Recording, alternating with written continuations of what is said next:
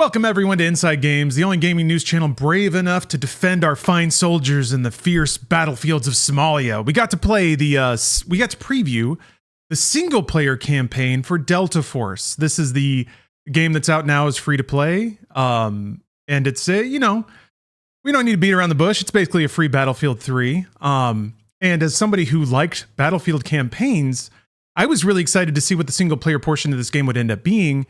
And I was surprised because it is not like a Battlefield campaign. It's not really like a single player military campaign that we've seen, that I've seen in the past couple of decades.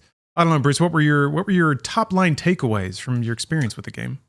Yeah, first and foremost, it's Delta Force Black Hawk Down. So it is the literal Black Hawk Down campaign from what you're thinking of as the movie. It is the movie turned into a campaign in this video game.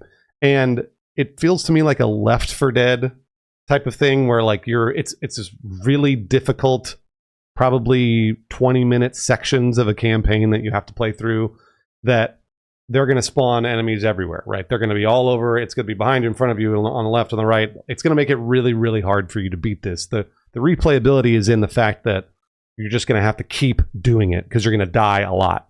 So it's not like a Battlefield campaign where you would play through the Battlefield campaign and experience the story and like call it, that's like Call of Duty sort of. It's not like that at all. This is more of a wave-based, you're learning tactics, and from what I understand, they're going to give you in-game rewards if you complete it too. Is that right?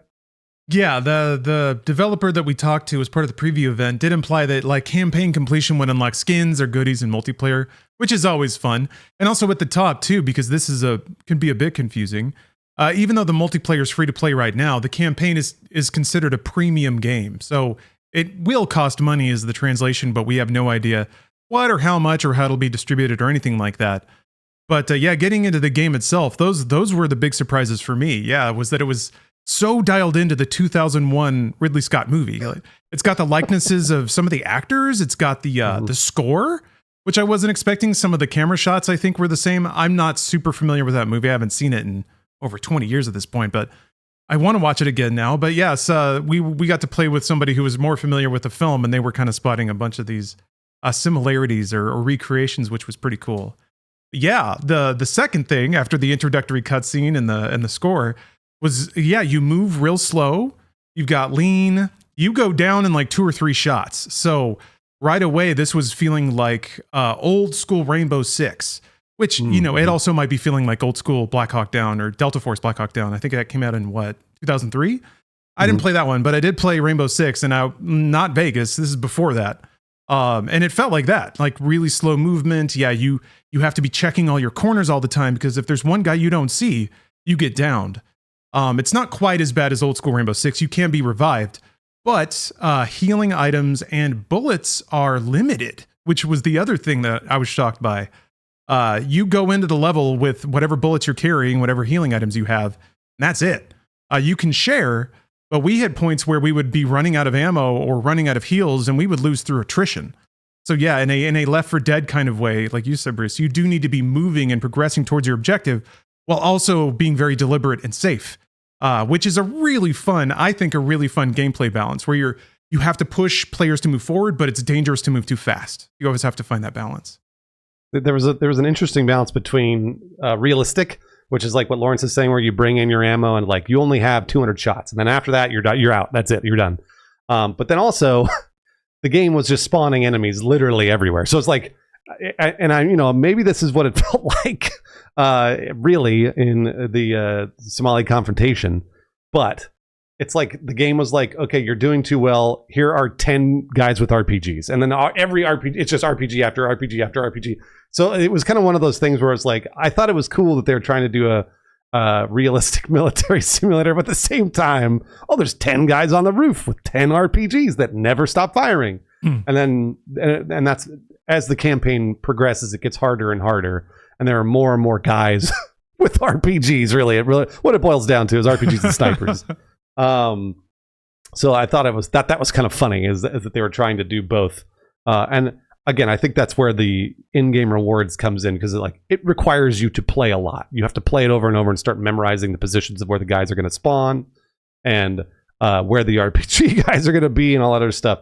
And then once you memorize those positions, you'll be able to, not blaze through it, but at least go through it a little quicker, conserve your ammo, and then beat it. And then you'll have whatever in-game rewards you've got, and the satisfaction of completing the campaign.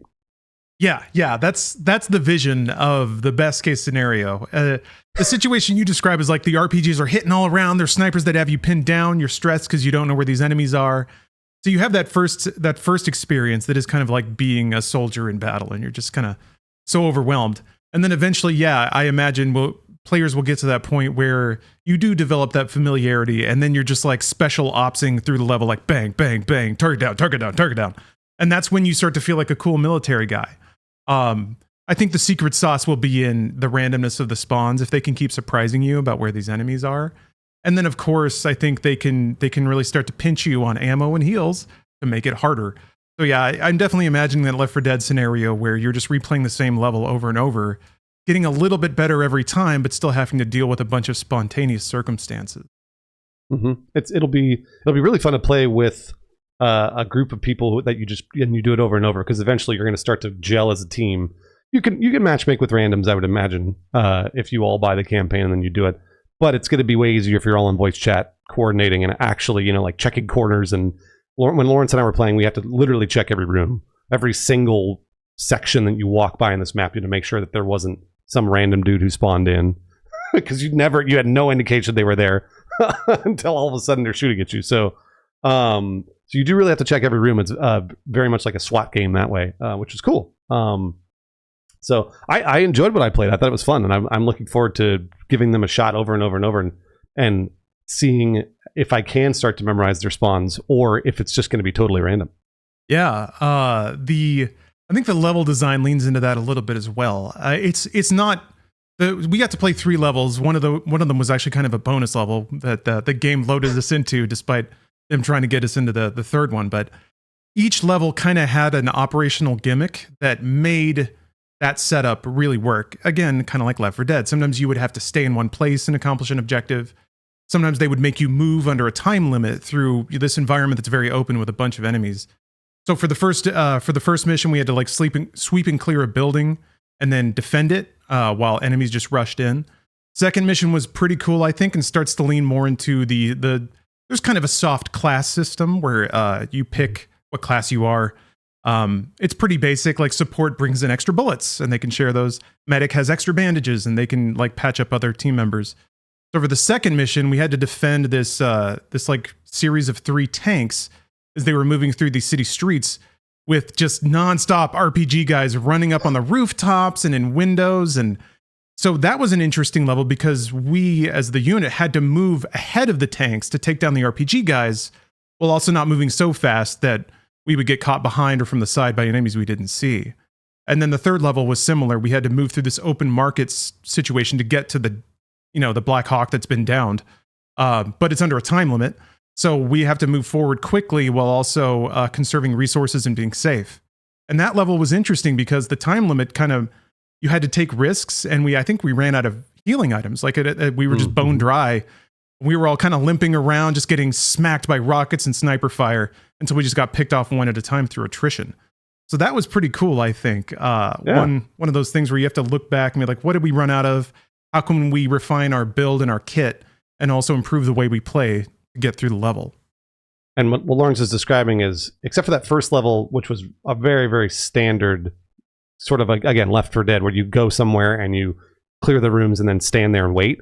The other 2 levels are really hard because the angles are overwhelming. Like, you're basically walking through an open city, and there are guys in every single window of every single blown out building. And if you're walking through like a little shanty town, every little shanty house has a guy in it, or maybe not. So you're really, you just get overwhelmed by which angles are going to have which guys. It's not at all predictable. So it makes it very difficult.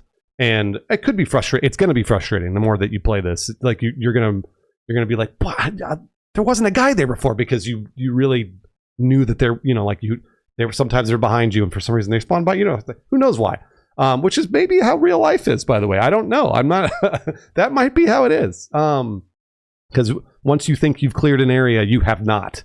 they will spawn guys behind you regardless of whether or not you think you have it cleared. So that becomes a real issue where you start to realize that they're shooting at you from every single angle, and like you have to just put yourself in a corner and wait, and then listen for the gunfire and listen for the RPGs and be like, which way is it coming from? Is it coming from the top right? Am I going to be clear if I move 2 feet up? It's pretty cool. It is not a run and gun. It's going to take you a little bit. Like Lawrence said earlier, it is going to cost money. We just don't know how much. They haven't talked about it yet. They probably will. Maybe by the time this video is out, actually, they might have a price because it's supposed to come out in a couple days. And they were, I think even they were talking to us about it and asking us like, what do you think this should cost type thing? And I really don't know. I mean, like we don't have the full scope of what the actual campaign is going to be. So who knows? And I think since Delta Force is a free-to-play multiplayer shooter that Lawrence and I have had a lot of fun playing with, and I really do think they've made a really good game here. It might be worth spending a little money on the campaign to support what they're doing, because they're making, I feel like they're making a pretty good game. Okay, yeah. Launches in a couple days. What, PC, Steam, and Epic Game Store? Well, Bruce, it's funny. I was going to suggest that maybe they had time to tweak the spawns and get everything all dialed in, but I guess that is what it is. Interesting. Okay, so yeah, February 21st, very shortly, we'll be able to pick away at the Delta Force campaign. I don't know. I thought it had a couple more months to go, but I guess it's right there. I'm into games like this, specifically ones that kind of operate on more programmatic challenge and ones that invite you to sort of replay the same thing over and over again and develop skill and familiarity. So I'm pretty excited for this, and also I really liked playing the multiplayer. So any excuse to spend more time with that game, I'm kind of looking forward to. I don't know. How do you feel about it? Are you excited for it, Bruce? I'm looking forward to it. I mean, anything that is anywhere remotely close to Battlefield, I'm very excited for. And Delta Force is that. And this is going to be really fun with friends. Lawrence and I, I'm sure, will fire this up and play together.